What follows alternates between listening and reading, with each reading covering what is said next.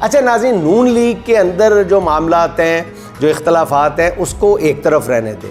جو شریف خاندان کے اندرونی معاملات اس وقت خرابی کی جس نہج پر پہنچ چکے ہیں، وہ انتہائی خوفناک ہے نون لیگ کے لیے۔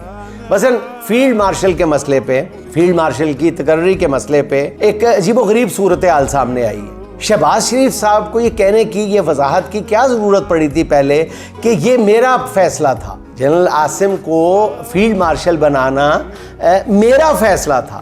چلیں انہوں نے کہہ دیا میرا فیصلہ تھا، گوارا کیا جا سکتا ہے، ہو سکتا ہے ان کا فیصلہ ہو اور اکیلے کا فیصلہ ہو، لیکن اس کے بعد مریم نواز صاحبہ کی یہ وضاحت جو ہے یہ عجیب و غریب ہے کہ فیلڈ مارشل کی تقرری کا فیصلہ جو ہے اس میں ابا جان یعنی بڑے میاں صاحب شامل تھے۔ یہ ضرورت کیوں پیش آ گئی؟ کیا یہ بیان جو ہے یہ شہباز شریف کے بیان کے جواب میں داغا گیا ہے؟ آپ ذرا غور کریں نا کہ کیا مریم یہ چاہتی ہیں کہ سارا کریڈٹ جو ہے وہ چچا نہ لے جائیں، ہمارے سے کچھ بھی نہ آئے؟ تو ایک باقاعدہ اس حوالے سے بھی ایک اندرونی حلقوں میں نون لیگ کے ایک دوڑ سی لگی ہوئی ہے کہ یہ فیصلہ کس کا ہے۔